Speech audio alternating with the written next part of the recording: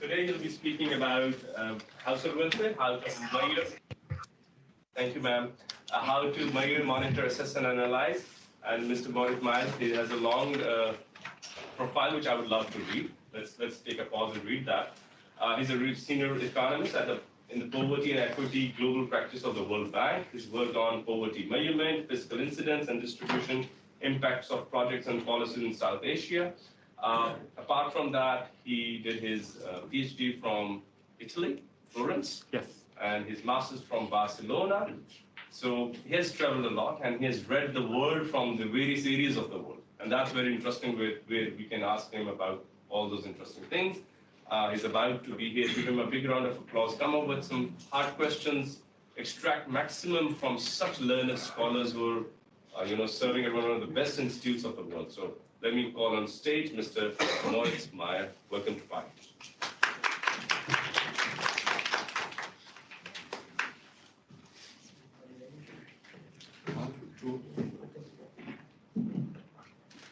Good morning, students. Good morning, colleagues. Can you hear me? Yes. Great. It's a pleasure to be here. I arrived to Pakistan a couple of months ago, and one of the first institutions I got to know was PIDE. And it's a privilege to stand in front of you today. I hope that this is not going to be my last visit, but on the contrary, it's the start to a journey where PIDE World Bank can learn from each other and explore topics which are of relevance to economic, to social development in Pakistan. With this, let me introduce my presentation for today. I'm going to talk about household welfare, and I want to give you a perspective of what the World Bank is working on, both in terms of analytics, but then also using these analytics for policy and project design. I have a couple of slides with me, but I want to make sure that this also turns a little bit into a dialogue between you and me. So please do not feel bad to interrupt. On the contrary, to me it would be a great opportunity to also learn from you a little bit what you think, what you are interested in learning in terms of this work. So, is there an easier way to move the slides? This one, okay. Yeah. Not yet?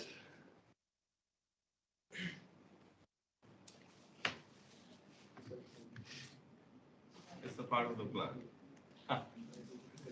That's not a problem at all. So you're mostly from here, Islamabad, Rawalpindi, or across the country? Across the country. So who comes from Sindh? Balochistan? Haiti? Punjab? Excellent. So a very diverse group, and very excited to also show you some of the subnational patterns we are discussing. So with this, let me get started. Well, now it works. I am sure you have heard about World Bank. World Bank as an institution for policy, but also an institution which is heavily involved in project design, project lending. The World Bank has one overarching objective, which are the World Bank twin goals, which can be separated into two pillars. On the one hand, ending extreme poverty, and on the other hand, boosting shared prosperity. Who has heard about these twin goals before?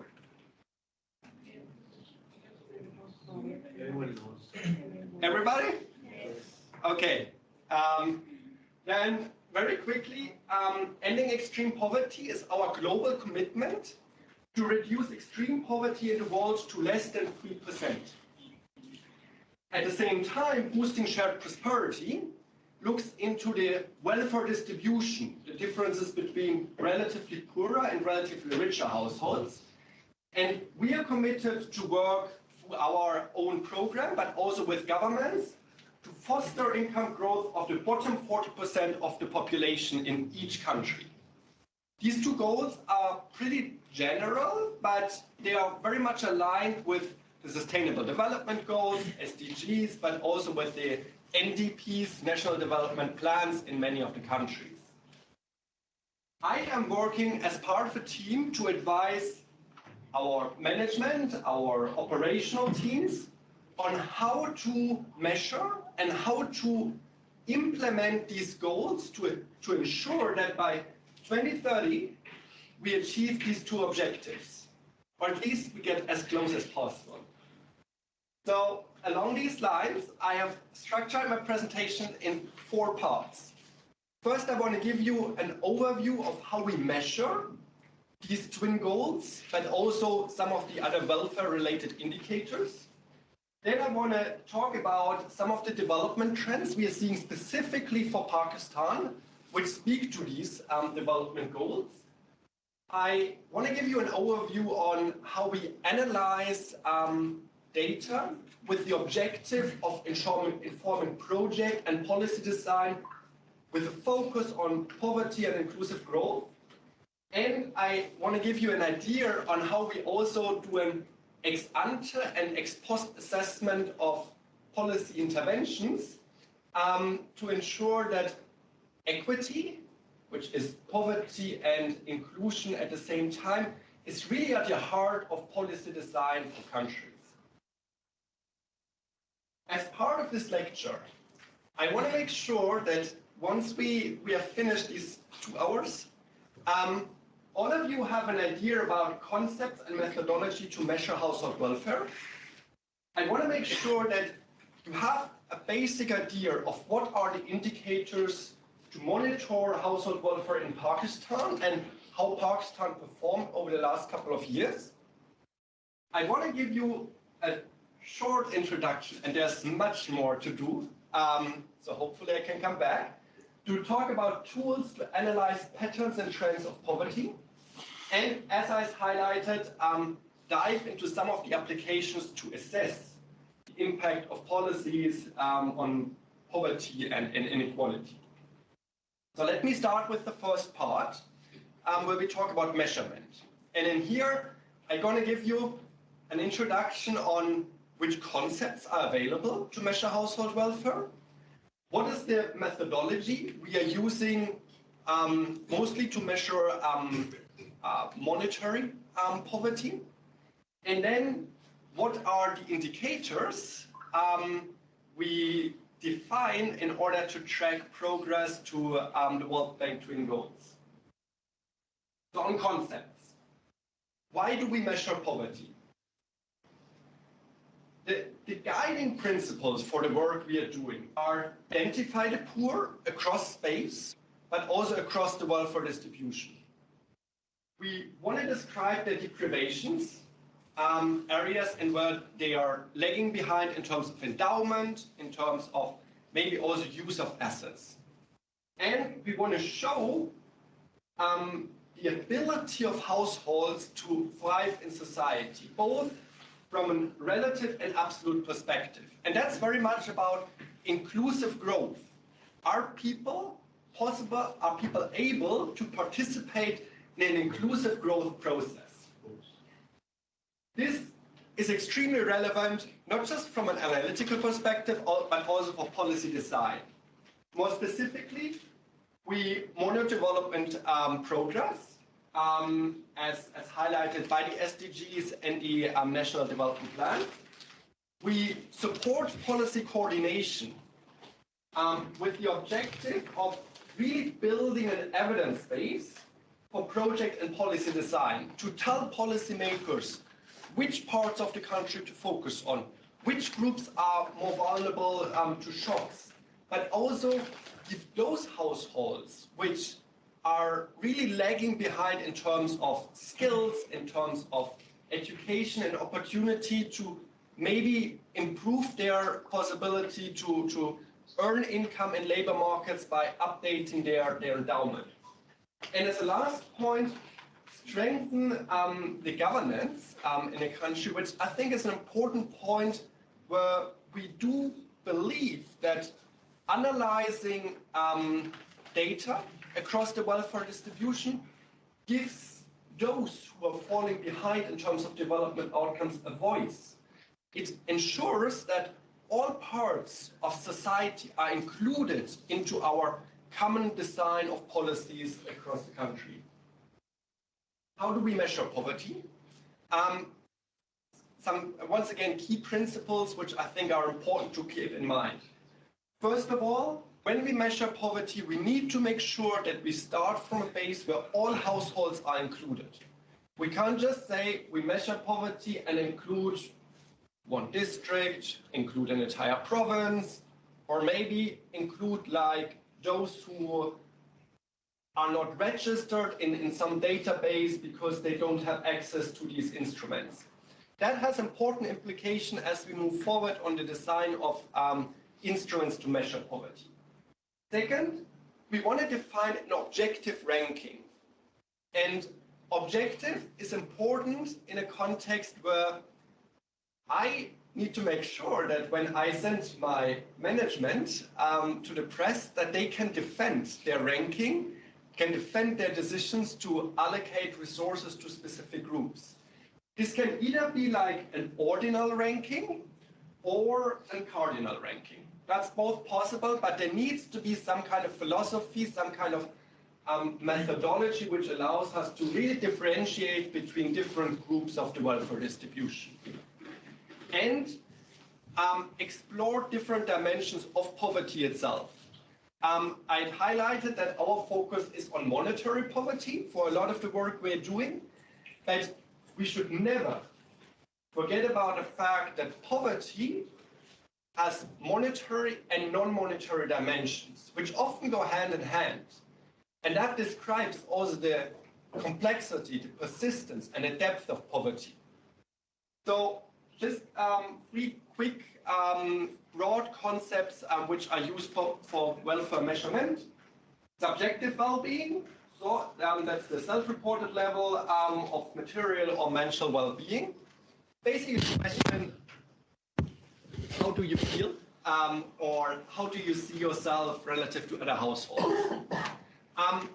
It's likely that this gives you like a ranking, but there's also a high risk that this is really subjective.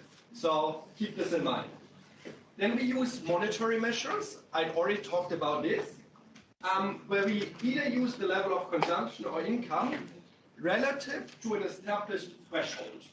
So that's the idea that households who have lower consumption levels, households who have lower levels of income, are likely to be those which are poor, which are vulnerable, who are on the bottom of the distribution. And I'm going to talk about this in more detail in a second. And then we also talk about non-monetary measures, where there are different metrics available. You might have heard about the multidimensional poverty measure, which is a classical index in here, to look into human capital outcomes, look into deprivations related to health, education, social background, and so on. So this is the broad overview, and I think that's important for you to keep in mind as you think about the measuring of poverty. As I highlighted, there are like these three dimensions: subjective well-being, monetary measures, and non-monetary measures. And we are strongly convinced that any analytics we do at the World Bank, but also analytics we do at university, should really account for these different dimensions of welfare, different ways of describing household well-being. I talked about subjective well-being, life satisfaction, and I do think that both of these tools are important, but I can also tell you that we have done empirical work. There are studies out there published, which basically tell us that on average, people feel a little bit worse on Monday. So any idea why this happens? Exactly, the weekend. So should we use this in order to design policy? Well, it can be an entry point, but it's maybe not a solution to everything. Then we do have this idea of looking into monetary measures, where we have consumption and income as two indicators all of us in some way can associate with. We distinguish between absolute and relative poverty. Just as a quick introduction or quick reminder, the difference is that for absolute poverty, we basically say any threshold which lives below a certain value, the poverty line, is considered to be poor. And we can talk about how this poverty line is defined in a second. Relative poverty is more about the idea of saying, look, everybody who earns less than the median or less than 20% of the median is going to be considered poor. There are pros and cons to these two measures. We generally believe that consumption poverty, and in particular an absolute measure, an absolute poverty line, is the most adequate instrument to measure poverty, especially in a lower income or middle income context. At the same time, we do see that relative poverty lines can also be important to consider in especially high-income countries, but also if you want to talk more about the dispersion of the distribution. So the differences between relatively poor and richer households. Just one quick anecdote to also illustrate that each of these concepts have shortcomings.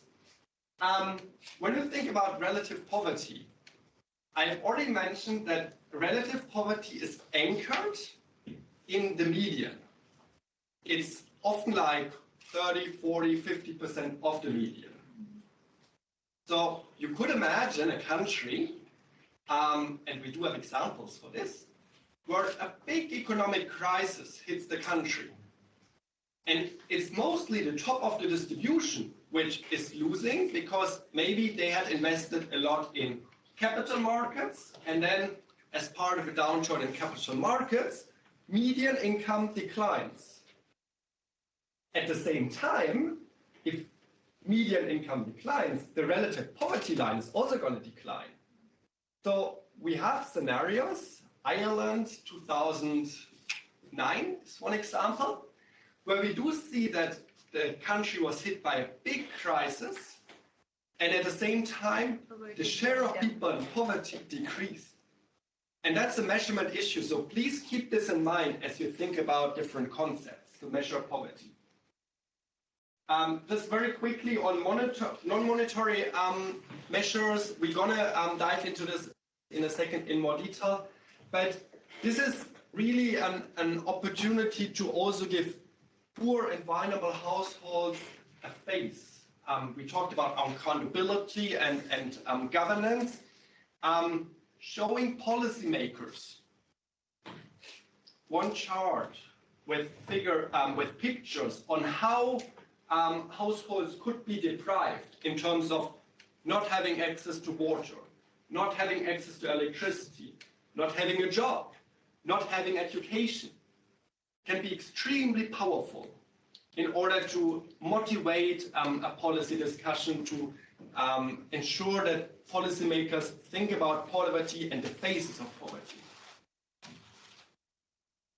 I will focus most of my presentation on monetary poverty, and in here I do want to convince you, and you will tell me later on if I did so, that consumption of goods and services is a fundamental part of people's welfare, and therefore it is an adequate measure of household welfare.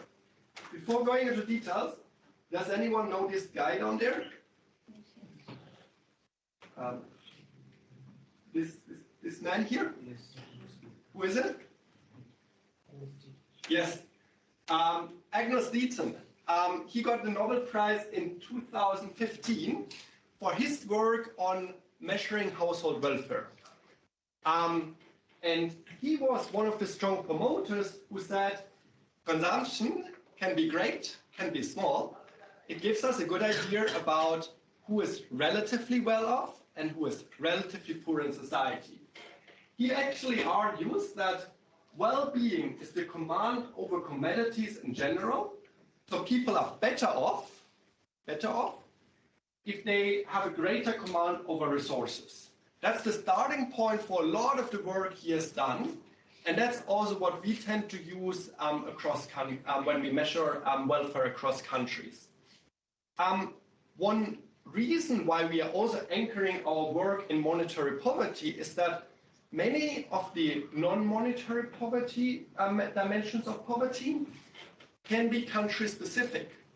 So I could imagine that someone who lives in Siberia, who doesn't have like a good house, well insulated and so on, is really, really, really poor off, right? But in other countries, let's think about Somalia as a counterexample, this might not necessarily be the main feature of welfare. So we do believe that using consumption is a universal framework and we can apply across the world. So you might wonder by now why we focus so much on consumption and not income. Any intuition among you why we should use consumption and not income? Please. Because consumption can never be zero. It is always that income can be zero. That's a very good explanation. People are reluctant to give information about their income. Indeed. They won't give accurate information about their income. They hide. Right. One third option? Consumption, Meyer, is based upon the calorie intake, so that's incorporated the nutrition point of view as well into the analysis. Right. So these are all valid points, and we're going to explore them in more detail. So we do believe that consumption is a sufficient measure of welfare. So looking into consumption, you cover a wide range of different dimensions. We are also convinced, and we have done a lot of analytics, that consumption is the achievement of a level of welfare, whereby income reflects the opportunity. When I have like a big bank account, I can technically spend a lot, but it's not clear if maybe I have a big bank account because I need to repay a lot of loans, right? For consumption, that's different because that's what I actually have available to enhance my welfare or the welfare of my family. We had talked about this earlier. Consumption is more reliable than income in countries where many people are self-employed. Think about people in rural areas who often consume what they grow. These people do not have a lot of income, but are they poor? No. Well, if they have like a big garden, big fields with animals and fruits and can sustain a certain level of consumption, maybe they are not. That speaks to your point, that consumption poverty can be anchored in a caloric intake. Also, consumption captures a household's ability to maintain a certain standard of living in the face of a shock, for example, through savings. We do see that unemployment is something which happens across the world. Let it be a macroeconomic shock, let it be COVID-19. Does it mean that everybody who loses a job should be considered poor? Maybe not, because many of them might have savings, which allow them to maintain a certain level of consumption over time. Also, consumption poverty measures the monetary value of goods and services. And when it comes to monetary, some people always show some emotional reactions, but that's necessary in order to have a certain metric. We do see that for certain goods and services, it's not straightforward to define the value. And we do our best in order to still incorporate this into our welfare measure. For example, if someone lives in his own house, which he owns, then he's not paying any rent, right? And in consequence, we might miss out on one important point which also reflects his wealth. So we are imputing rent. Another example might be when we talk about durables, durables are like fridge or TV, whatever you buy, what you consume over time. We might make a mistake by basically counting durables into your consumption basket the year you buy it, because you have a lot of expenditure. What we do is to calculate a flow of utility which you derive from your durables, and then add them each year to your consumption basket.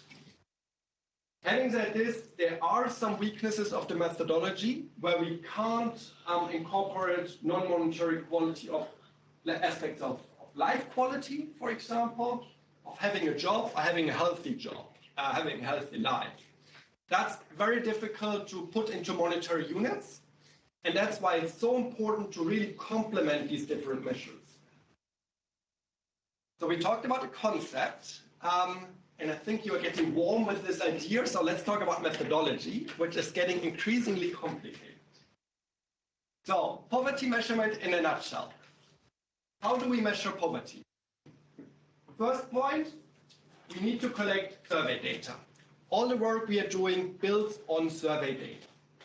Second, we need to construct a welfare aggregate, which to some extent measures how much households, how much individuals within a household consume.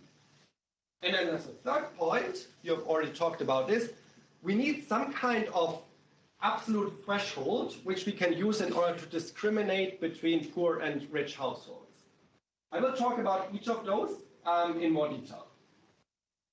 Who of you has worked on a household survey? Who of you has maybe actually seen the questionnaire of the highest, has analyzed household survey data? Just give me a hand. None of you? 1, 2. Okay, this is fun. You should really think about this. So, a household survey, the quality of a household survey builds on a couple of factors which are important to ensure that we get meaningful information from households. One of them is the sampling frame, the sampling design. We want to make sure that as we interview only a subsection of all households in the country, it's not a census, we do have a possibility of selecting a representative subsample. So for example, when I tell my interviewers to collect a household survey, I tell them, do not only go to Karachi, but go to all cities in the country, go to rural and urban areas, go to provinces. There's a methodology behind which we can explore in more detail. We also need to make sure, and that's a function of sampling design as well, that this survey is representative of the country, maybe it's even representative of the province or the district. As a piece of information, the highest we are collecting in Pakistan to measure poverty is representative on the national and on the province level, but also urban rural in there. That's a big challenge, and we're going to talk about this later on, because I do have policymakers approaching me asking what are the differences in terms of poverty between northern and southern Punjab. That's an answer we can't answer with this instrument at this point. For the questionnaire, we do want to collect detailed information on consumption and both food and non-food components. A couple of words in here. You have already flagged the point that people do not necessarily want to tell us more about their income. That's a general issue, it's problematic, that's why we're using consumption. When we use consumption, we focus on two things. On the one hand, we ask households, what have you consumed and what have you purchased? So these are two different concepts. And when they have purchased things, we ask them about the quantity, we ask them about the price they have paid. These are two different things. And I want to ask you quickly, do you think we should use consumption or we should use expenditure to measure welfare?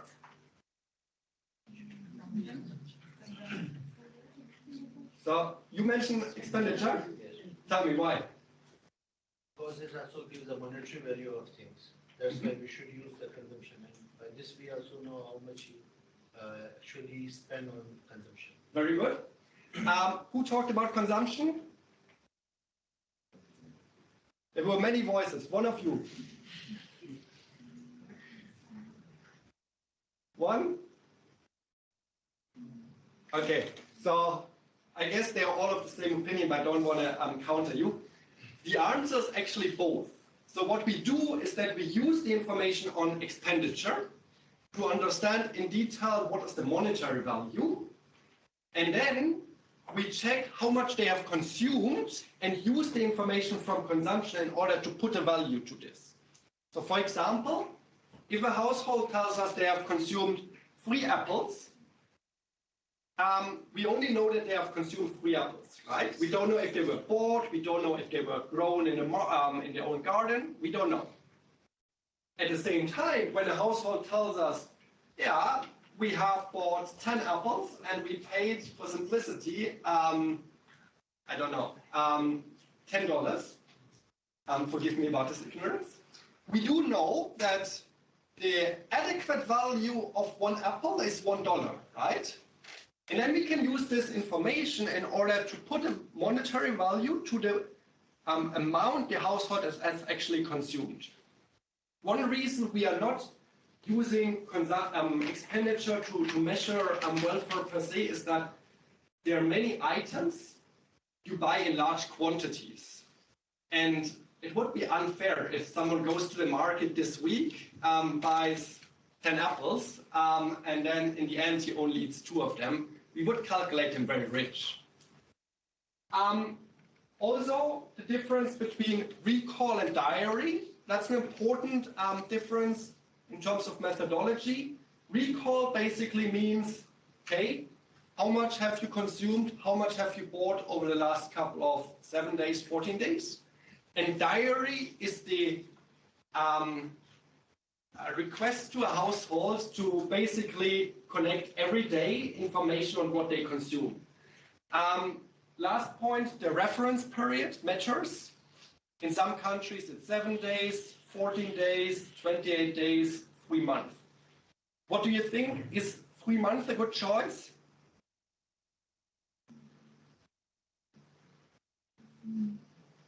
Yes or no? No? Who said no? Okay.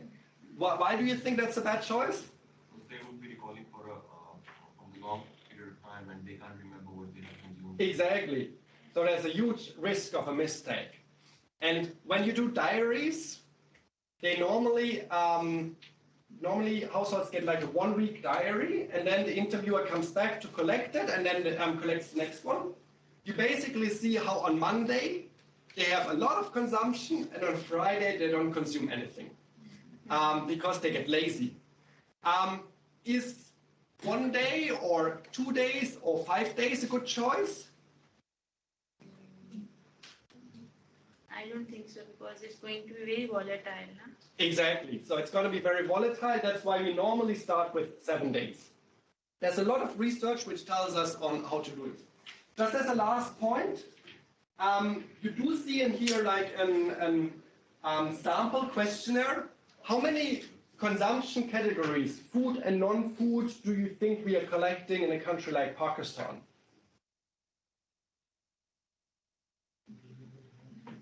I mean, you can count in here, but is it like 10, 20, 500, 1,000? Consumption basket has actually more than 300. Correct. So it's a lot of different items. So it really tries to capture what people do, what people consume. Last thing, when we do a survey, this is hard work.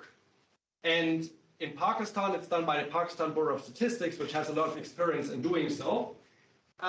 It's a hard work because households are inclined to not open the door.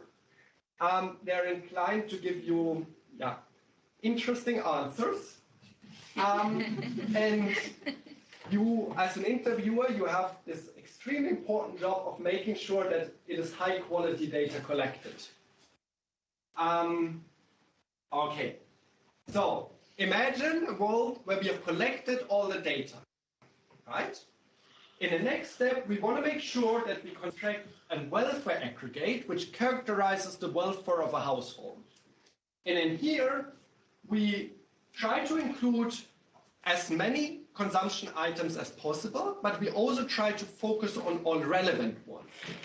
So, in general, we have food and non-food items which increase household welfare. We try to exclude irregular or lumpy purchases, like, for example, big ceremonies. You do not want to calculate a household rich only because last weekend one of their family members got married and they spent a lot of money on food and so on. So exclude ceremonies. At the same time, I already highlighted that we do want to include something like rent. We do want to include durables. These are all different pieces of your consumption basket where we follow the procedure we had discussed earlier. We look into the consumption patterns of a household, then we go to the expenditure data and see what is the monetary value, and then return back in order to assign a monetary value of the consumption basket for all households.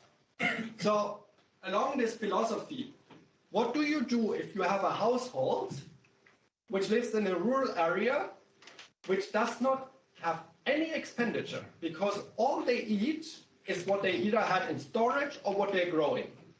What can you do in order to calculate welfare for that household? Putting the monetary value on their consumption? Yeah, but how do you do this? Because that household doesn't have any expenditure. Market value?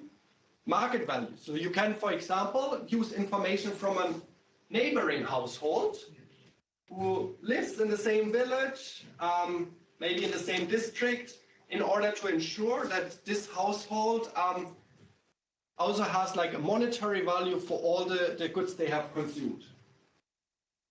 In the next step, we calculate prices and monetary values. We have already talked about this a little bit. By calculating unit values for each of the items observed based on observed prices. That's the idea of using the expenditure data. At the same time, we then aggregate information, not always to the highest level, but by categories, because we do want to know what have households spent on food or non-food, what have they spent on education, health, and so on. And we do spatial and temporal deflation to account for price differences across households. Can anybody tell me what is the idea behind temporal and spatial deflation? An example you might have in mind.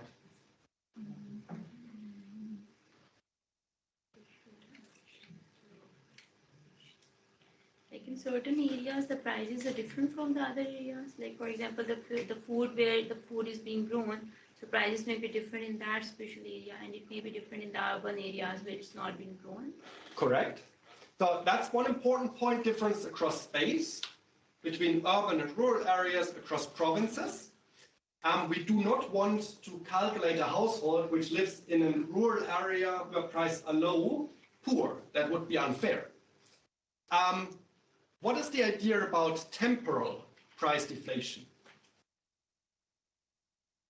Is it between two different time periods that you're comparing? Prices between two different periods, maybe a month ago and now? Correct. Yeah. So a household survey normally takes 12 months. That's like the recommended time to also capture the volatility across the year. Yeah. And we do know that there's inflation. We want to make sure that a household which was interviewed in, let's say, July 2019 is not calculated richer only because they were interviewed to the end of the survey. So we need to make sure that we use temporal and spatial deflation to use one common unit, one common price for all households as we calculate the monetary value of consumption. That will be the average price? Or what? So there are different approaches you can take. An average is possible, but then you also might want to account for the number of people who have been interviewed in a certain time period or live in a certain place, so it's a weighted average. So there are ways around this, but the idea is deflate all prices to one common unit, right? Last point, you have already seen that we are doing these surveys on the household level, so it's consumption for all household members. How do we compare two households who have different number of individuals? Like giving them some weights or etc.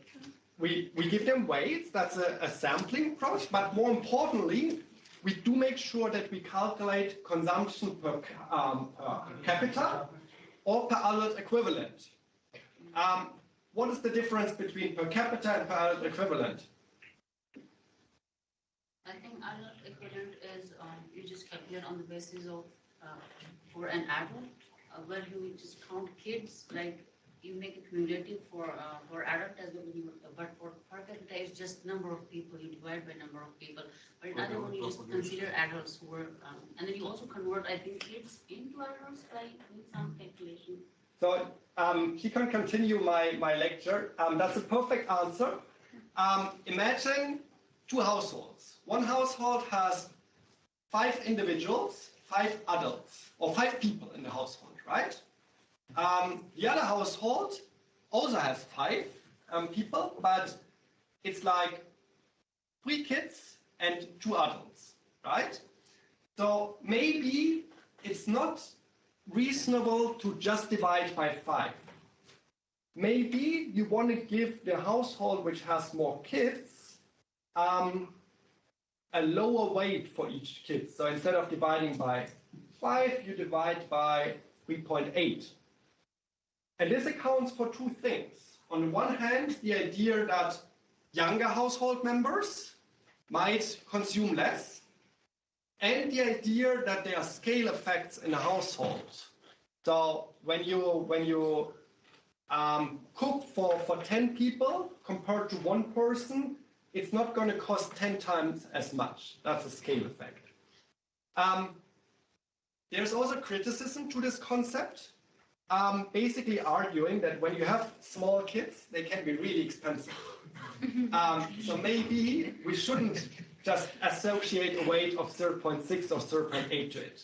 That's philosophy. That's one thing which can be tested on the data, but that's a broader discussion.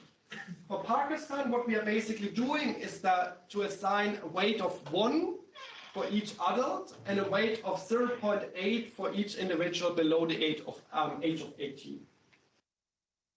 Last point, the poverty line. You remember the poverty line is the threshold which separates the poor from the non-poor. So how do we define the poverty line? The first thing we had already discussed, we need to agree if it's like an absolute poverty line or a relative poverty line. We also need to decide if we do have one poverty line for the entire country or if we define a poverty line for rural areas and a poverty line for urban areas. And then I'm mentioning the reference group in here. We need to decide if the consumption patterns we are using later on for the calculation of the poverty line should be like an average over the entire distribution or just for a specific group. I will show this in more detail in here. So, when we select an estimation method for the poverty line, we often use the cost of basic needs approach. That's the standard. I think 80% of countries using consumption poverty use that standard. There's also like the food income FIE approach. I need to check what it stands for. But the idea of the cost of basic needs approach is basically that we have both a food and a non-food component as part of our consumption data. And then we construct first a food poverty line and then an aggregate poverty line. How do we do this? We do know we determine the cost of a basic food basket which satisfies certain caloric requirements and is based on actual consumption patterns used, which is then used to establish the food poverty line. So that's very complicated. So let's break it down. What do we refer to in terms of caloric intakes? You know the Food Agriculture Organization, FAO? They have like long tables where they basically argue, well, depending on the composition of the population in terms of age, in terms of gender, in terms of economic activity, in terms of climate, there are differences across the world on how much households need to sustain basic body functions. That gives you a value. Let's say it's 2,000 calories per day, per person. Then we go to the consumption data, and we do know from research how much each of the items we have in the questionnaire is in terms of calories, right? So we check what is like the typical consumption of households in our reference group in terms of how many apples, how many bananas, how many eggs do they eat, and what is the caloric caloric intake associated to that food basket, right? Then we do know that this food basket had a price. They had to pay X amount in order to afford these calories. And then we can vary the consumption basket such that we meet exactly our caloric requirements and do know the price of this consumption basket. In other words, we reach a point where we do not only say, hey, the food poverty line should define the threshold where households are able to afford certain amount of calories, and the price for this consumption basket is X, Y, Z. What is important is that we are not coming in with random arguments saying in order to reach 2,000 calories, you need to eat 5 breads, 5 banana, whatever it is. But we're using actual consumption patterns, which reflect the country context, which we observe from the data. In the next step, we then look for households who are around the food poverty line. What is the share they are spending on food and non-food items? So let's say they're spending 50-50 food and non-food items. We then multiply the food poverty line by 2, because we want to make sure that households are not only able to afford basic caloric intake, but also purchase electricity, gas, water, medicine, things which are crucial for our way of people should live in society. So this food poverty line, or this food poverty line, and then later on the overall poverty line, reflects a standard where we would say households are able to have a minimum intake in terms of food items, and at the same time can afford the non-food goods they need in order to participate in society. You do see this in here. This is the consumption distribution. You've already seen this earlier. We have on the horizontal axis the other equivalent expenditure of households, and on the vertical axis the density. What you can do is then construct this curve where relatively poorer households are here, they have less consumption. Relatively richer households are here, and then you get this curve in blue. As the next step, we have talked through the definition of a poverty line, which in this case is illustrated as a red line, right? It's associated with a certain monetary value, and we argue that any household below this line is considered poor. Sir, I have a question. Sure. So we talked about the food thing, and we are measuring that in terms of calorie. So when we are discussing all the poverty line in terms of calorie, so I'm just confused at how we can incorporate the non-food items. So, okay. So you remember we have the food poverty line, Yeah. right? That's a monetary value. Mm-hmm. Let's say In terms of calories, I'm talking about. so. Yeah. So the calorie intake of the food poverty line is defined in terms of caloric requirement. It's 2,000 calories, right? At the same time, going through this exercise I highlighted, we do know that it takes you 1,000 monetary units to buy this, right? And then we say a household around the food poverty line spends on average 50% on food and 50% on non-food. So we then multiply this line by 2. So line would be 2,000. And the idea is that this line of 2,000, it's not 2,000 here, it's more like 3,000, allows you to get food items which meet your caloric requirements. We have talked about this earlier. And at the same time allows you to buy a certain set of non-food items. So what I want you to take away from this, there's a lot of theory behind, and I did not want to include this in here because otherwise we would spend hours. There are 3 things I want you to take away. First, we are using an absolute poverty line for Pakistan.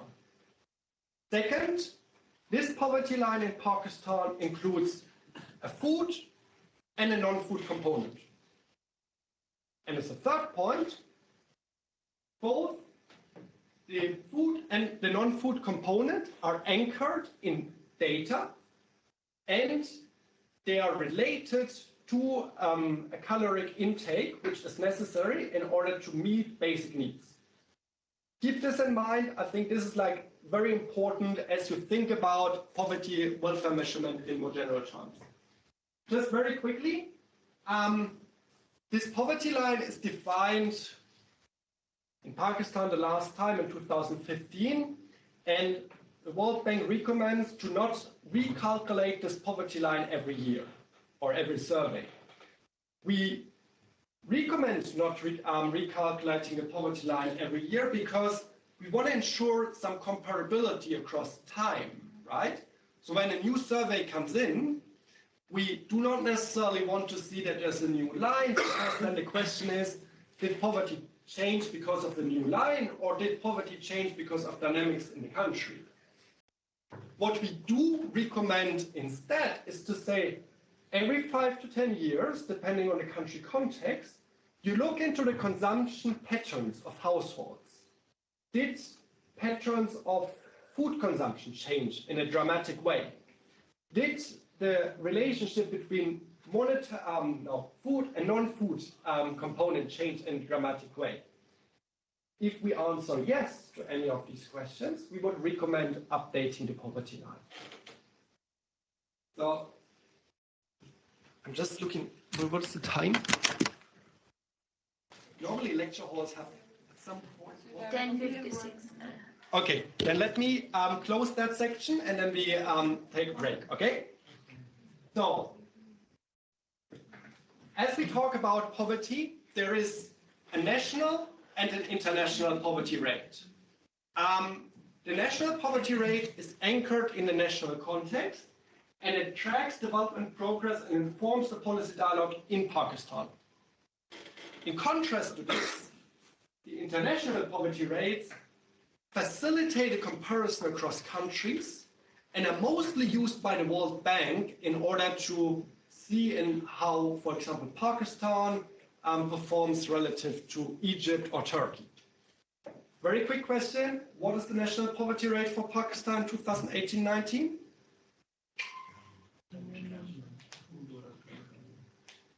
The rate. Does anybody know?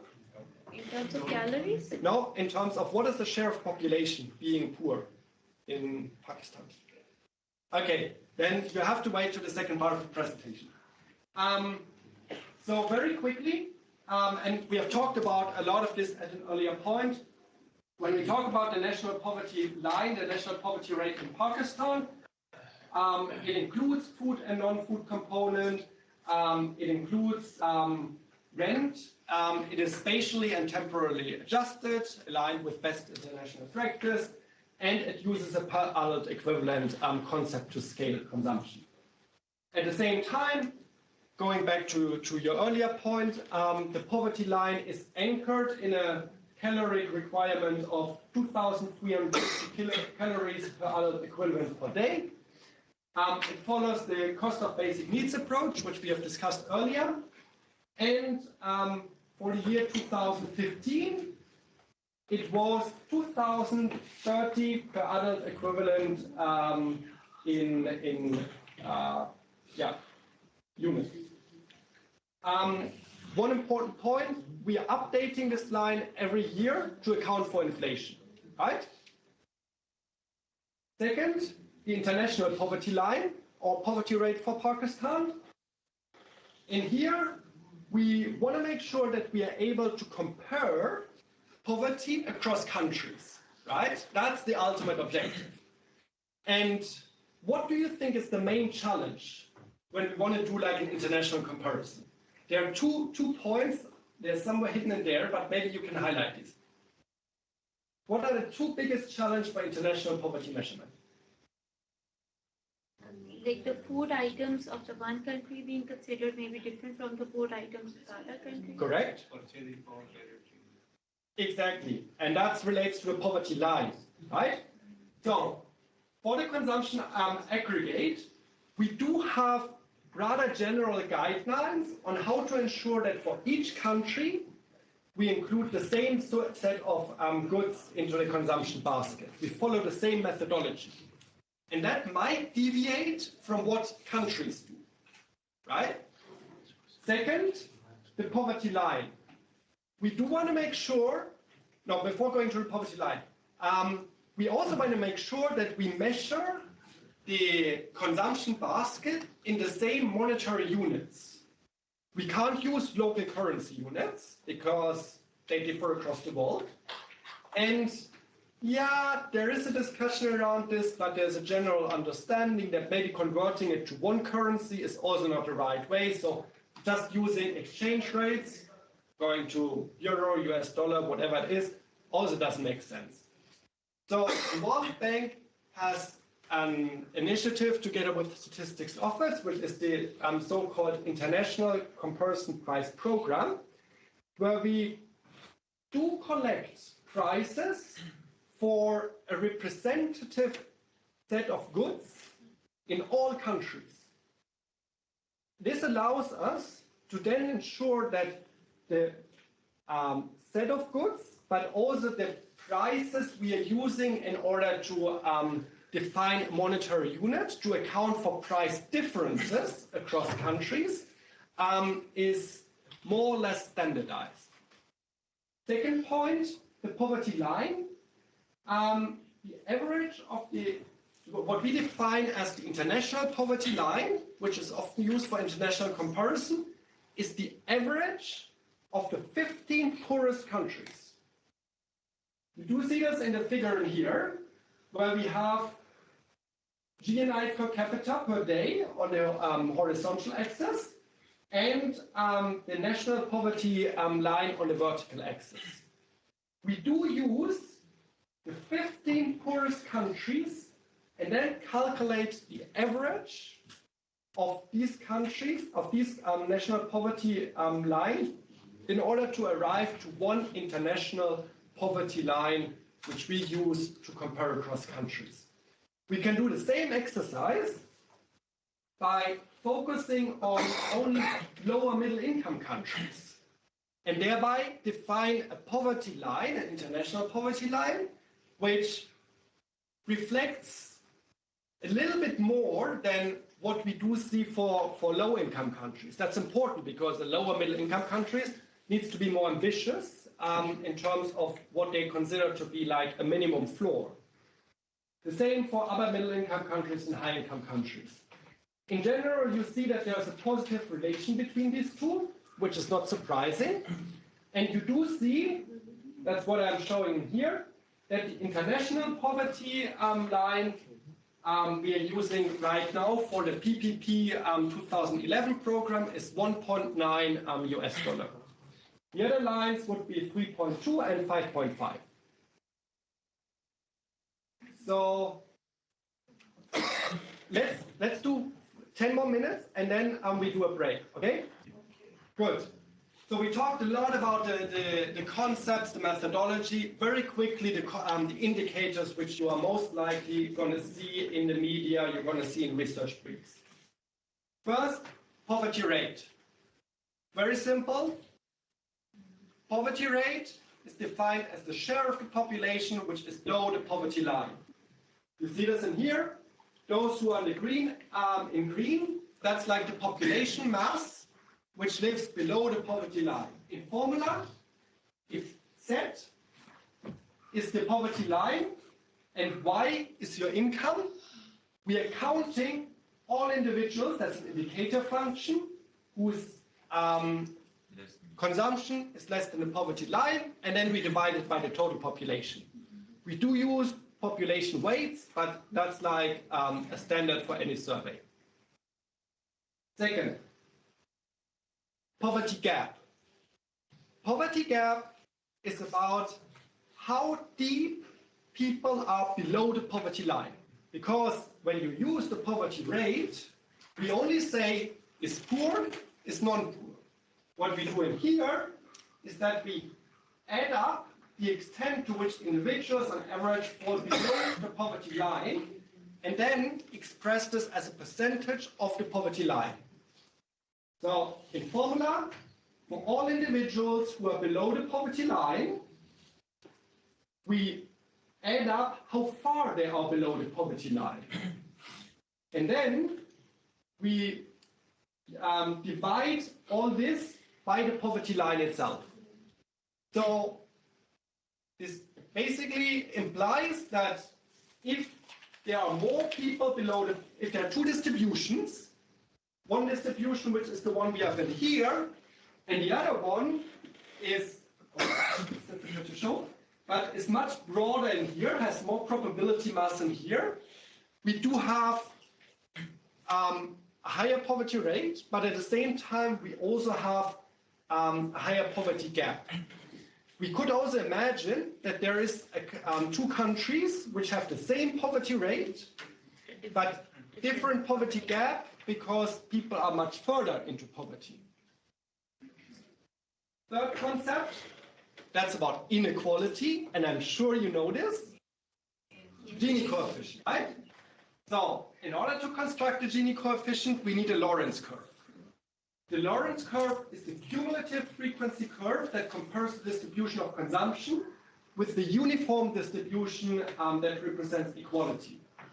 So, what we do is we rank all households from the poorest to the richest, and then we show how much they consume as a share of the total. So we could, in most countries, we do see that the 10% poorest households consume, let's say, 5% of all resources in the country. And we can do this for any data point to construct this curve, right? And then we measure a Gini coefficient as the deviation between the equality line and the dashed line. So inequality is higher if this area A is bigger. So in other words, if the poor relative to the rich have a really low consumption level, then we also want to see that the Gini coefficient is much higher. I think that's the last. Yeah, that's the last one.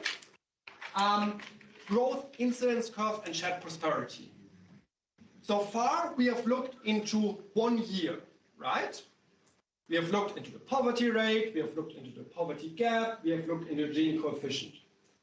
What we can also do is to look into dynamic patterns of welfare, where we compare two surveys in order to understand in how far growth has been inclusive or not.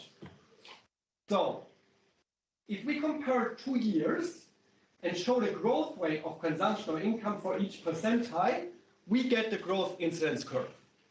That's what we are seeing in here. We do see that among the poorest household, and that's true data we have for Pakistan, between 2010 and 2015, the growth rate of consumption has been lower than for households at the top of the distribution. So that's what we would refer to as non-inclusive growth, because some people are falling behind. It is important to remember that we are not interviewing the same households in both years, so it's an anonymous concept. When we have this growth incidence curve, we can then also calculate our indicator of shared prosperity. And the indicator of shared prosperity gives us the average growth rate for the bottom 40 of the welfare distribution, and then we compare this to the top of the welfare distribution, or to the average of the population. So in order to make sure that you do understand this concept, if we do see that the Gini coefficient is increasing, over time, a country is becoming more unequal. What do you expect the growth incidence curve to look like? In other words, this growth incidence curve, is this going to lead to an increasing or decreasing Gini coefficient over time? Correct. So there's not like an autonomous relationship between the two, but in general, you could say if there are like gaps across the welfare distribution in terms of growth rates, if this curve is not like a horizontal line, but it's some way tilted, then inequality is going to increase. Last point, non-monetary poverty. You might know the multi-dimensional poverty index developed by UNDP together with OFI. They do not use consumption, they do not use income, but they use deprivations to health, education, and living standards. So any household which does not meet like a certain criteria, like for example, being able or having like a kid lost their lives during an early point, would be characterized as being deprived. And if a household is deprived along multiple dimensions at the same time, it would be multidimensionally poor. What is nice about this concept, I highlighted this earlier, that all of you can associate a picture with each of these indicators, right? That's more difficult for consumption. At the same time, all of you can imagine that if you are deprived in many of these indicators at the same time, there's a true problem. And that speaks to the idea that multidimensional poverty captures the persistence, the depth, and the complexity of poverty. We also have our multidimensional poverty index to basically complement the analysis of monetary poverty. Let me stop here before we move to the next section. And I don't know, how long is the break normally like? Usually we don't take breaks. Okay. You can have 5 minutes. Then you get 5 minutes because I need to drink something. Yes.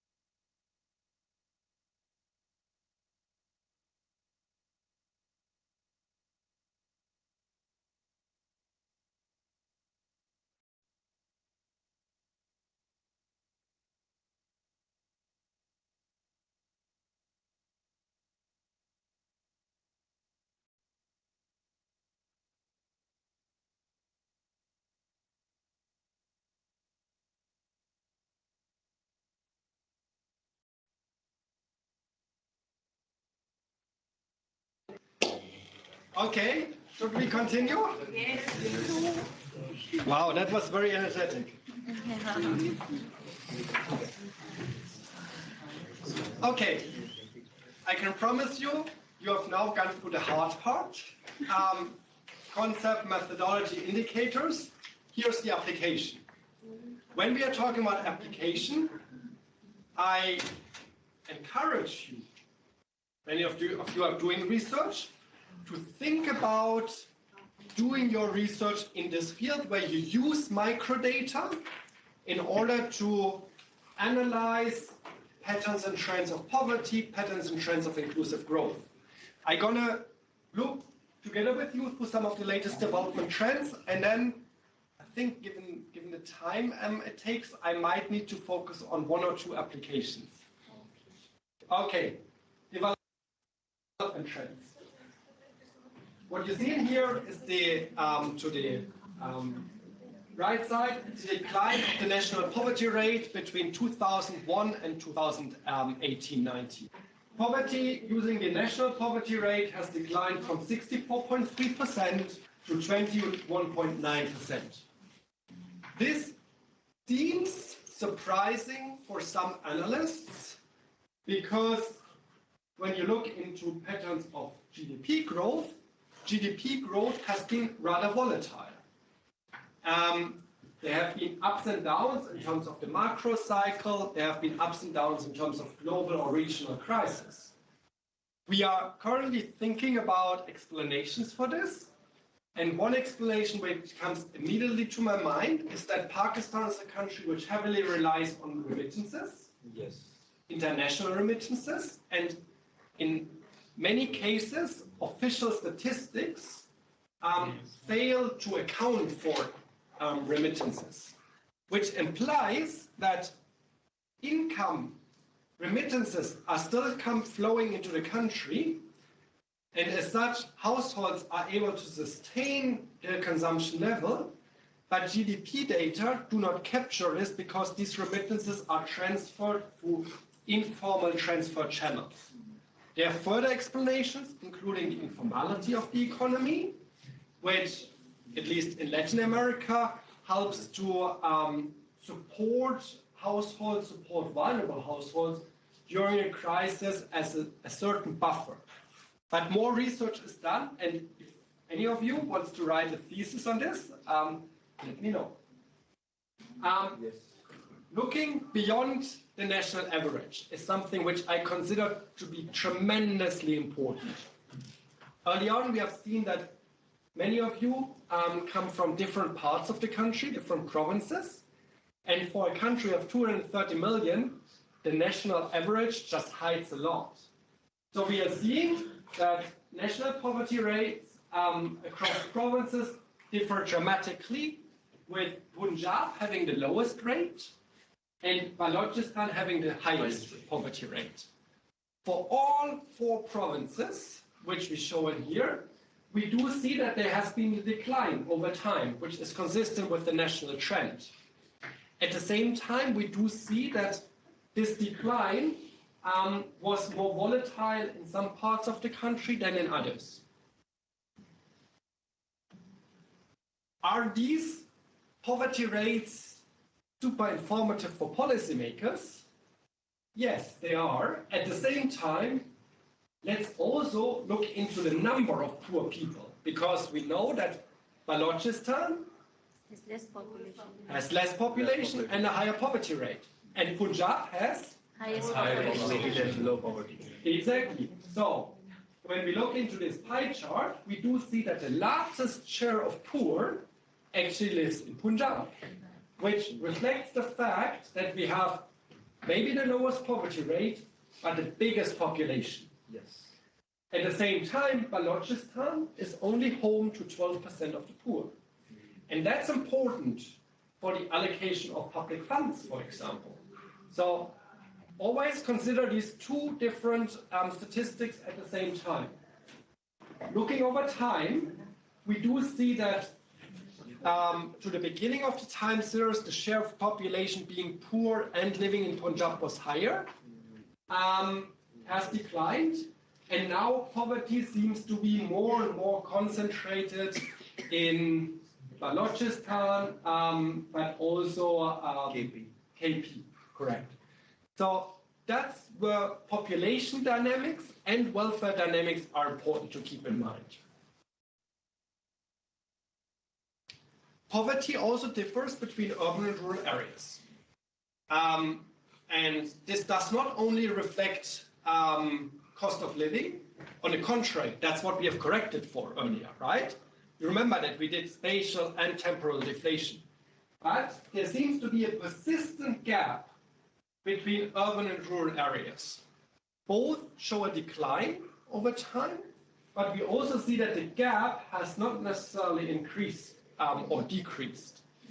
So that reminds us that policy interventions which aim to reduce poverty need to be serious about poverty, living conditions, economic opportunities in rural areas. And that's even more important because 65% of the population live in rural areas. Inequality. What you see in terms of inequality is that for a lower middle income country, it's a typical level we are seeing for many other countries. Around 30 Gini index, that's pretty normal. The Gini coefficient for consumption is higher or lower than income? What is your guess?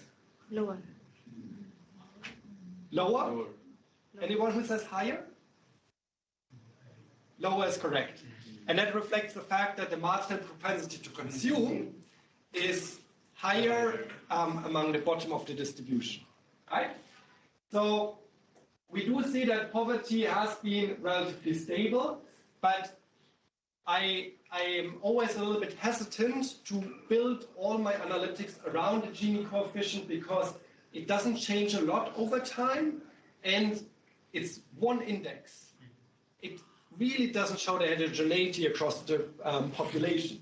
That's what we are seeing in here. That's the growth incidence curve. You remember that in here we do see for the different percentiles how over time consumption has increased or decreased. And it is an interesting pattern because depending on the period we are focusing on, here I have 3 different periods, trends of growth across the welfare distribution are not the same. And that partly reflects the drivers of poverty reduction, which are, the most important drivers for poverty reduction. Where do you see that interventions really translate into poverty reduction? Well, what is your guess?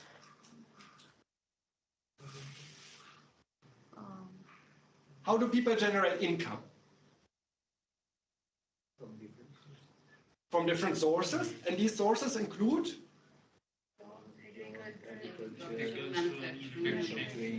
exactly. So there's labor income, and it could be across different sectors, right? Then there is social programs, fiscal policy in general terms, and then there is private transfers, remittances, internal or international. There are many more categories, but we do see that these are like often the 3 main explanatory factors for welfare dynamics in the country. And for Pakistan, we do see 2 trends which have really shaped poverty reduction between 2001 and today, which is on the one hand a transition out of agriculture into non-agriculture, which was often associated with movements from rural into more urban areas. And at the same time, we do see that international transfers, remittances, do play an important role for poverty reduction. Having said this, and that's, I think, a message we should also keep in mind, international remittances are more likely to the top of the distribution. Why? Why are richer households more likely to receive remittances? Any ideas? Because they were working in abroad and sending back home, increasing the assets and giving education to their children. Yeah. And increasing the consumption and better living standards. Right. But why do we see this more frequently happening among the top of the distribution and not the bottom? Because sending the people abroad also is expensive. No? That's it. So please keep in mind when we talk about remittances as a driver for welfare dynamics in a country, that migration is tremendously expensive. Sending people abroad, both in terms of travel, in terms of finding a job, is often like several months of salary, of income, and only the top of the distribution can really afford. That's why, in general terms,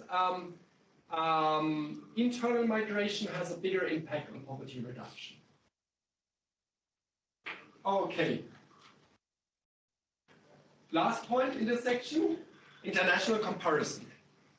I had highlighted that we use national poverty rates for national development goals, and we use international poverty rates for international comparisons.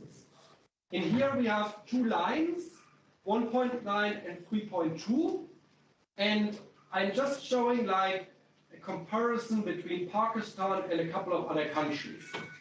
You do see Pakistan in here, and you do see that Pakistan has a lower poverty rate than, for example, Nepal or Bangladesh, but it has a higher poverty rate than, let's say, Indonesia, Sri Lanka, or Vietnam.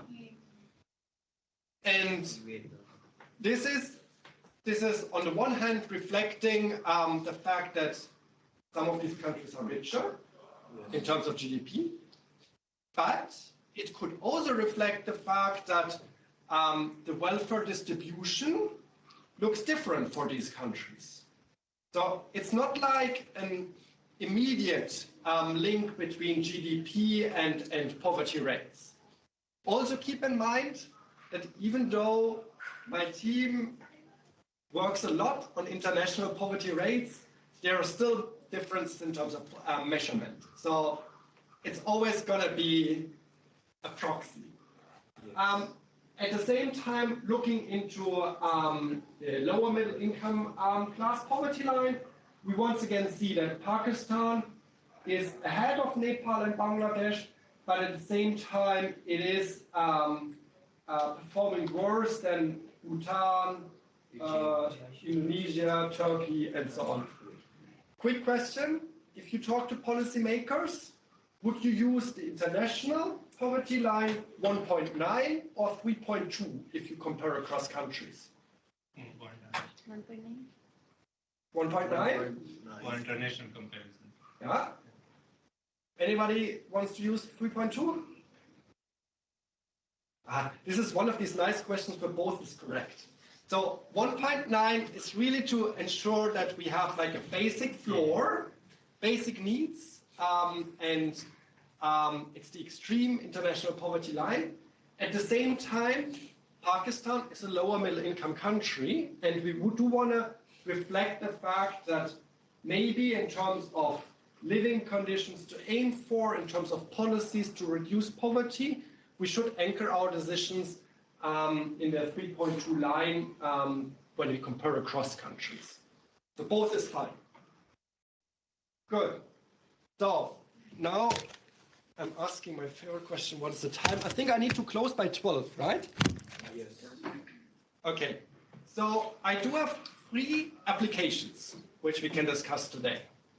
And I am pretty sure that I will not be able to discuss all of them. So a reason to come back, because it takes more time. I can give you a very rough overview for each of these 3 applications, and then we can dive into 2 in more detail. First one, poverty mapping. That's the idea that we only have a survey which is representative on the province level. How do we get poverty rates on the level of districts? Okay? Second, economic mobility. I've already highlighted that the surveys we are doing are cross-sectional, and we do not interview the same household a couple of years later. At the same time, we are very much interested in getting and learning more about dynamic patterns of poverty, right? Especially when we talk about vulnerability. So the analysis of economic mobility proposes a synthetic panel approach to look into intertemporal patterns. And as a last point, what we call the fiscal incidence analysis, where we try to understand, we try to simulate what is the distributional impact, the impact of taxes and transfers on poverty and inequality. So if we have to focus on 2 out of these 3, who wants to go for poverty mapping? 1, 2, 3, 4.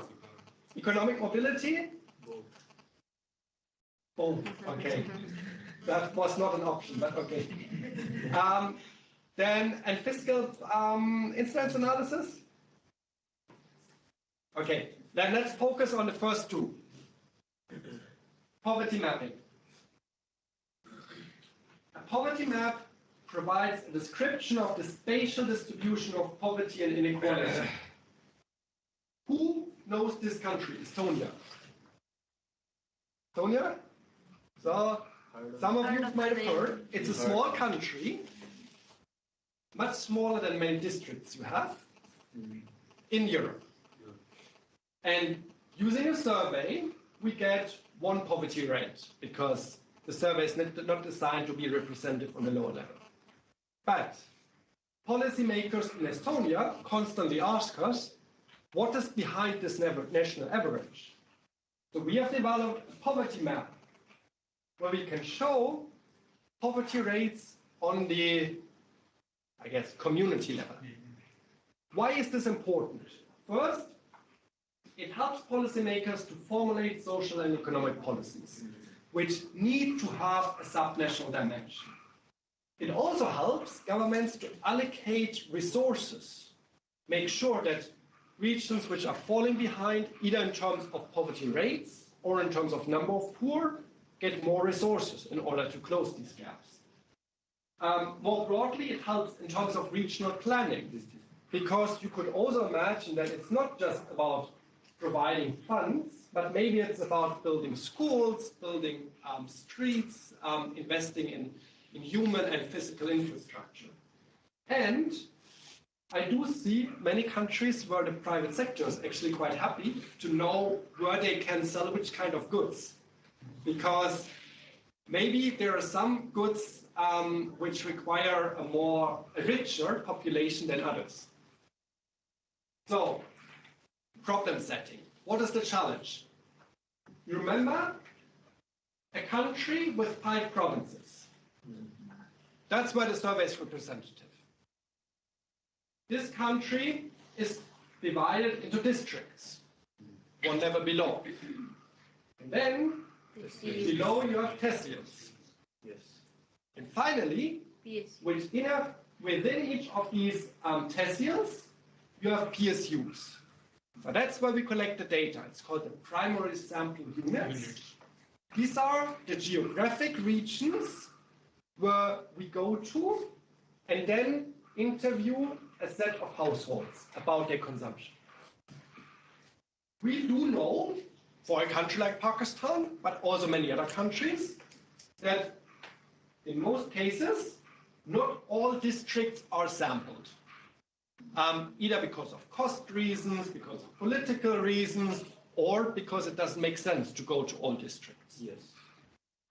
We also know that within each district, only some PSUs are sampled. Look here. These are the PSUs, the blue dots. Yes. And see how many PSUs we are not visiting.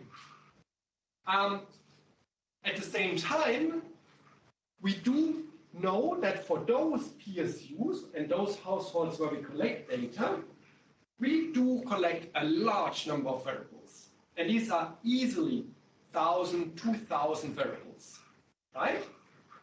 And this includes information on household characteristics, age, education, labor market, whatever. It includes information on education, but also consumption, right? Food and non-food. That would be our Y.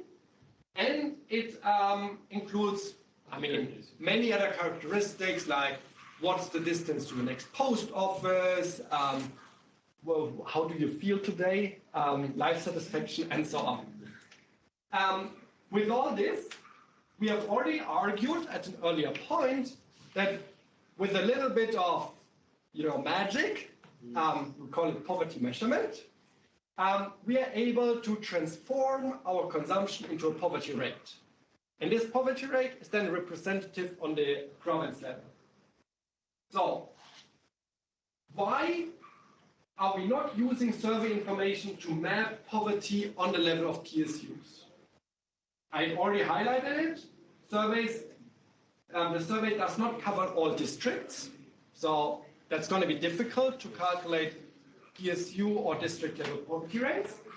And even if we cover all districts, they are not designed to be representative of that level. We would need a much larger sample, which is costly.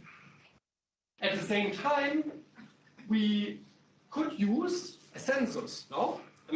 Population census, done every couple of years. Yes. Next one coming up in 2022. And use a census to construct a poverty map. Why are we not using a census? The answer is there, but intuitively, why is it difficult to use a census to measure poverty across space? Because a census covers many households, but has like 20 variables. That's it. We could, and that's what we're doing in some countries, construct an MPI, multi-dimensional poverty index, but it's not the same. So, where there's a problem, there's a solution. The poverty map combines survey and census data to estimate welfare indicators at the lowest possible subnational level. So, think about the power of these two instruments. First, the household survey, which has detailed information on characteristics and consumption. At the same time, it is too small to be representative. And then we do have the population census, which includes many different households, all households, but only some X's and no Y. So, intuitively, what could we do? We build a poverty map by building on the strength of these two instruments. Here, this is the survey, right? Household survey. For each PSU, we have X, Y, and Z. What we do is that we build a model which establishes a relationship between consumption or poverty and X in the household survey. So it's a regression model where we can say that, for example, better education decreases your probability of being poor. Then we have, many of you know a regression model, right? Yes. So you have your Y, you have your X, and you have your beta, yes, and your average home. So now we go to the census, and we use the same axes available in the census and the betas from the household survey in order to predict poverty for the census. What is one of the key assumptions in order to do this? Can we use any axis, or what is the binding constraint for this exercise if we want to combine these two surveys?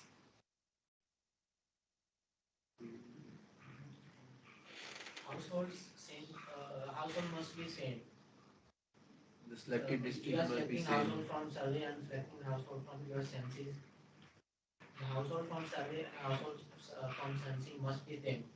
This is I think data term is a data integration issues. So that's one point. Anybody else? The indicators that we will be comparing should be same, selected. So on your point, that would be great, but in most cases that's not possible because surveys are completely anonymous. But what you are highlighting is important. When we build our prediction model in the survey, we need to use the same access for the survey which are also available in the census. Otherwise, we can't use our prediction model. And that's like one of the binding constraints and explains why we do get estimates of poverty which are often associated with a lot of relatively big confidence intervals because there remains a lot of uncertainty. Also, one thing I haven't talked about, and that's a lecture in itself, the error term, the epsilon, has a story in itself. There's a lot we can do about the error term to improve our model. So with this, have we done this in Pakistan? No, we haven't, because no one has access to the census. So what we have done instead is use the HIAS, which is our survey to measure consumption, and the PSLM. Because, correct, PSLM doesn't include all households, but it includes many more households, and it's representative on the district level. So we are looking into the two surveys, identify the same set of axes, the same set of variables, build a prediction model, and then predict for each district the poverty rate. This is what you're seeing in here. Poverty at the district level. Is this map surprising to any of you? So blue areas are lower poverty rates, and orange and red are higher poverty rates. Creates some interesting insights. Most importantly, it allows us to go beyond the province level average. You remember that Punjab had the lowest poverty rate, right? Yes. But looking into the north versus the south of Punjab, you see significant differences in terms of poverty. And any policymaker who would decide to allocate resources based on the province level poverty rate neglects these differences, these disparities within the province. So you need to do analysis which helps us to learn more about living conditions on the district level, maybe in the future on the tehsil level. Before I go to the next slide, any questions on this?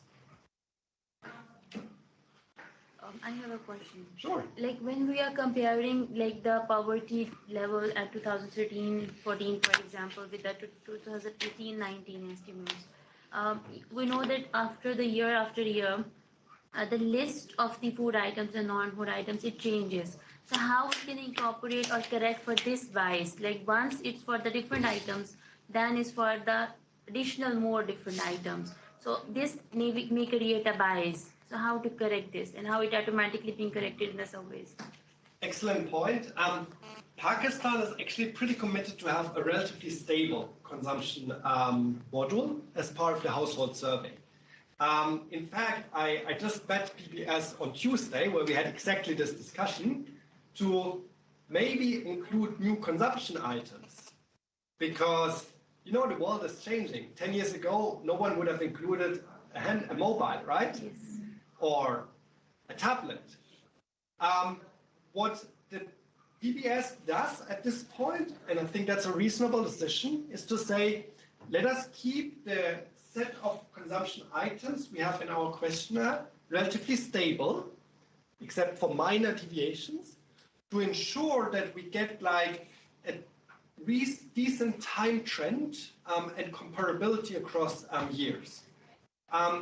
They are doing this also in a context where poverty rates are used to monitor progress towards the SDGs, Sustainable Development Goals, but also National Development Goals, and do want to make sure that changes in poverty do not reflect changes in methodology. Good. I do the last section and then we can do further questions, okay? So, we talked about the idea of using one household survey and one census to talk about poverty at the level of districts. Now we are talking about economic mobility, which follows a similar approach. So why do we care about economic mobility? Socioeconomic mobility. First of all, in terms of perceptions, we do see that people do not only care about the level of consumption they have today, but also about the uncertainty, the volatility in their consumption. That really shapes household welfare. Second, from an analytical perspective, the analysis of economic mobility provides a dynamic view of poverty. And that's important. I will show this in a second. It matters if poverty reduction is a one-way street or if poverty reduction is a volatile process where some people escape poverty and others are falling behind. These two different scenarios have very different policy implications. That's the last point. The analysis of economic mobility contributes to the policy discussion on how to enhance opportunities and at the same time build resilience. You could imagine that depending on the patterns of poverty, of economic mobility, there are different instruments necessary. In an economy or in a country where many people escape poverty, and there's hardly anyone falling back, maybe you really want to strengthen market opportunities such that more and more people can escape poverty. In a country where there are a lot of shocks, and poverty reduction is more like an process of people escaping and people falling behind, you do need to invest in social safety nets. So this is what I was referring to. Here are two different scenarios. In both countries, we observe a decline of poverty by 5 percentage points. In the first country, the reduction is a one-way street. 5% of the population who were poor in year one are non-poor in year two. In the second country, we have a highly volatile process where 15% of the population moved from non-poor to poor and 10% are falling back. I think we agree that these two countries are not the same, and we agree that from a policy perspective, but also in terms of institutional framework, social fabric, these are very different questions. So, in other words, do observe changes in poverty mask significant churning, and how sustainable is poverty reduction? Do households which escape poverty remain vulnerable to setbacks, or do they settle in the middle class? And are some households systematically falling behind? Those we often refer to as the chronic poor.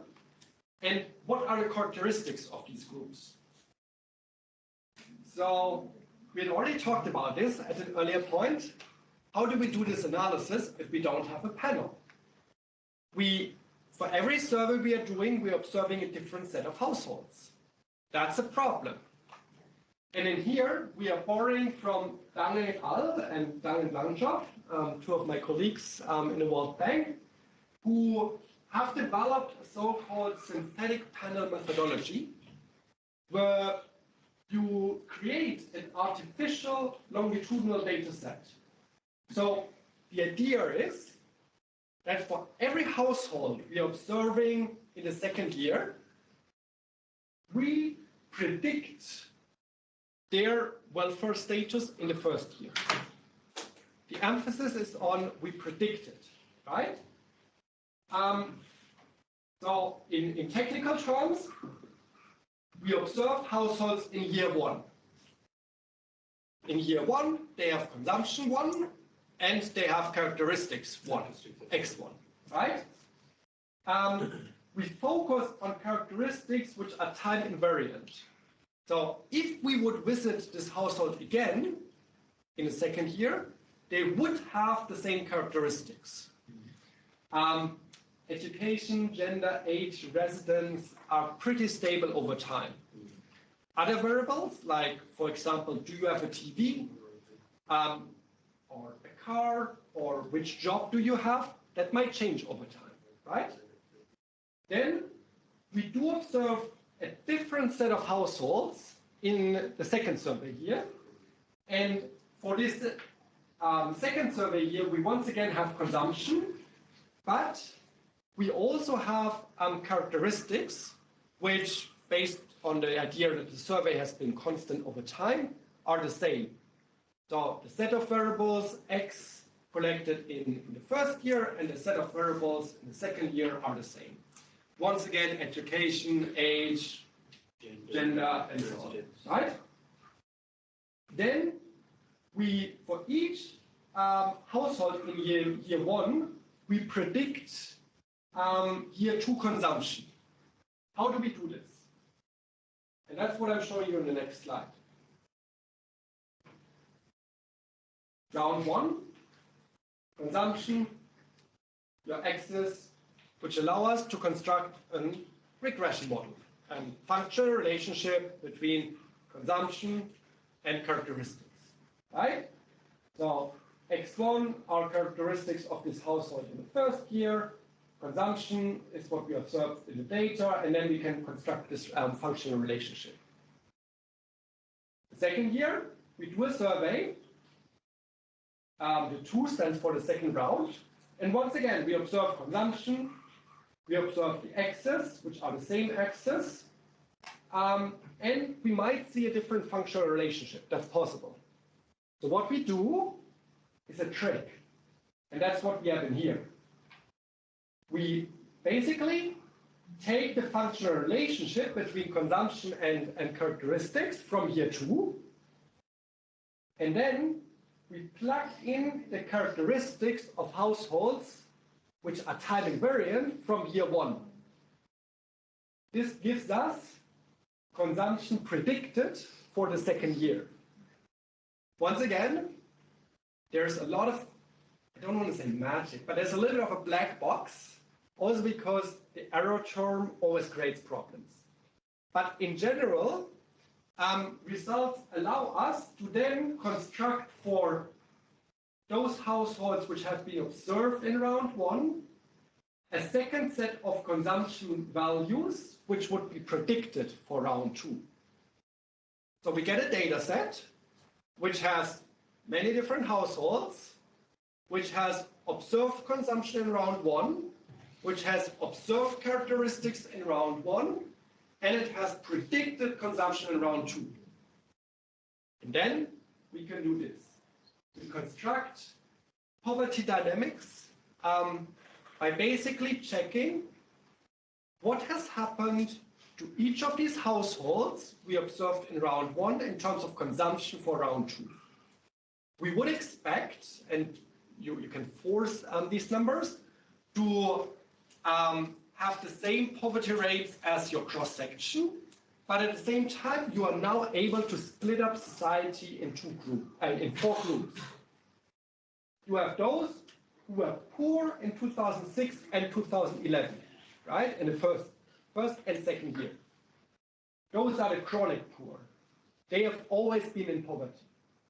You do have a second group of households which were poor in the first year and non-poor in the second year. Those are people who have escaped poverty. Then we have a group of households which was non-poor in the first year and poor in the second period.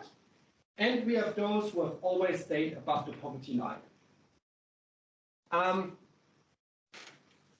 Based on these numbers, we see that 15% got out and 7.6% fell back, which implies that the national poverty rate declined by 7.4%. But now we are able to actually talk about the dynamics behind the 7.4%. It's not a one-way street. Poverty reduction, on the contrary, has been a very volatile process. And that's what we are reflecting here, where approximately 15% exit poverty and 8% fall into poverty, exactly. So very quickly, why does this matter for the policy discussion? The World Bank has engaged on this issue more broadly.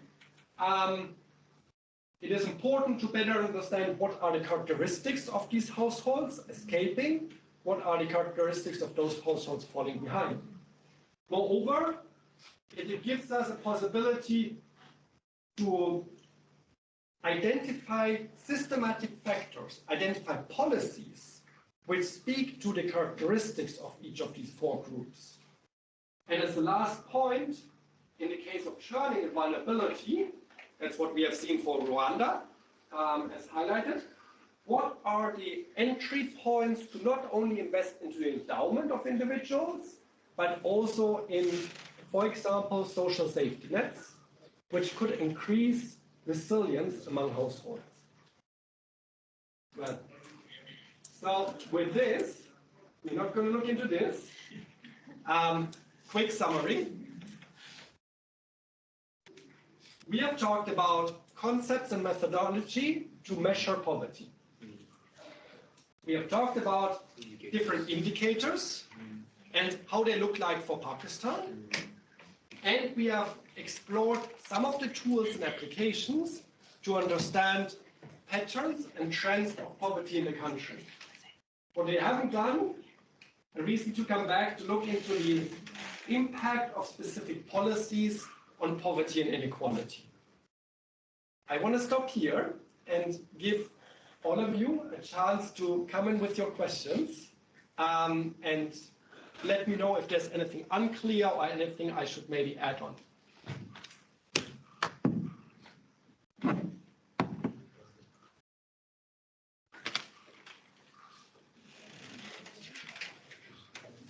This is Qasim. Thank you so much, Moritz, for this excellent presentation. Definitely, the students might have get a better idea about how to, gauge and see the trends. World Bank is spending millions of dollars in Pakistan to reduce poverty. I just want to know what are the new programs that World Bank has, considering in Pakistan there is like 60+% is youth now, and COVID has impacted a lot.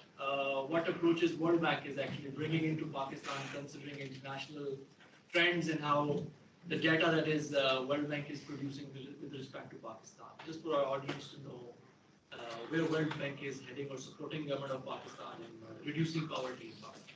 Sure. Let me take more questions and then I'll respond to all of them at the same time. I have been working on remittances impact on household welfare. For that I have highlighted almost 7 to 8 indicators, including I also made the livestock in it because it plays a more important role regarding every aspect. If we are rich or poor, all of them, they have livestock and they are increasing remittances. With the increasing remittances, livestock and properties are increasing. So the whole, I have a full document on it. I would like to share it with you if you will guide me some assistance on it. That sounds great. I'm aware of time and you might need to go to your next class. So, very briefly, what does the World Bank do in Pakistan? We have a dialogue which evolves around policy interventions and at the same time projects. So I can't summarize all the details because it's a big portfolio. By now, Pakistan is the biggest portfolio we have around the world. And when it comes to policy interventions, there's a lot of dialogue right now in the country in how to ensure macroeconomic stability in the country. We have seen earlier that growth is often volatile. There are boom and bust cycles. And this undermines not only economic growth, it also undermines sustainability and inclusiveness of growth.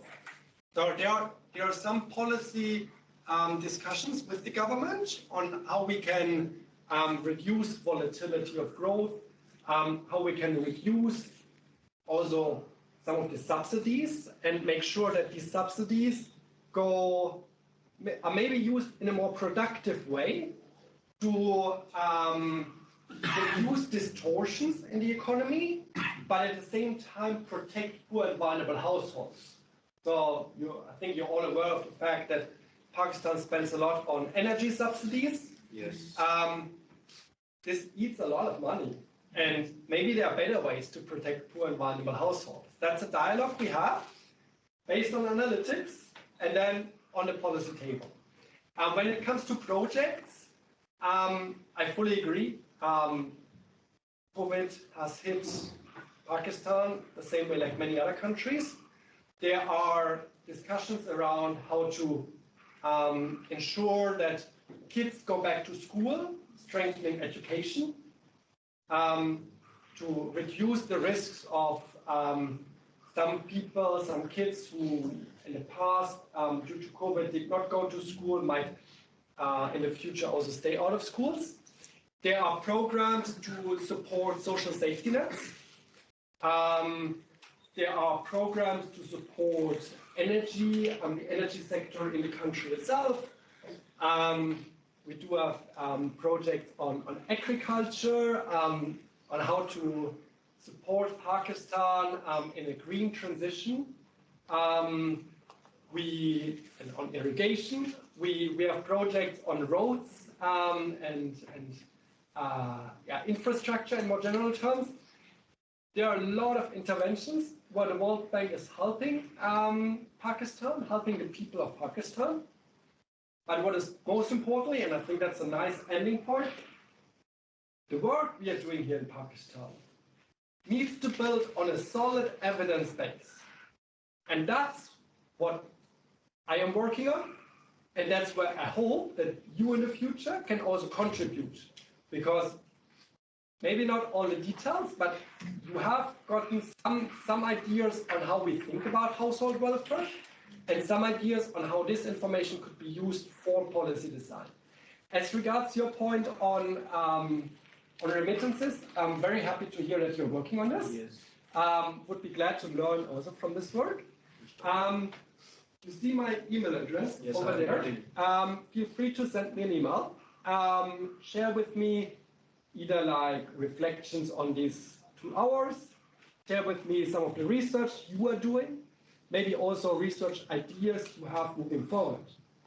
And that's an opportunity to also emphasize that today we have talked a lot about the theory of household welfare, right?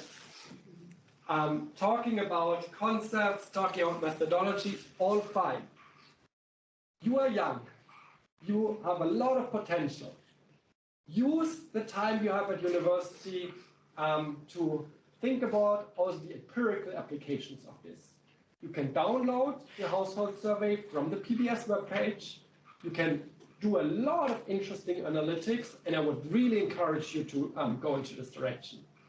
If you do have questions or comments on this, once again, my email is over there. Thank you very much for the opportunity to be here, and look forward to come back. Thank you.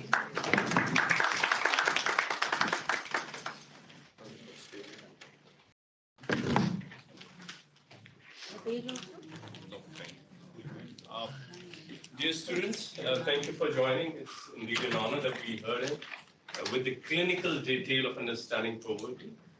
This is a bit of a humble work that PIDE is doing, and I've been directed by the Vice Chancellor to present it to you. It has a lot of research work and the data that we're trying to produce that might even help World Bank. So here it is from our side. A small gift for you.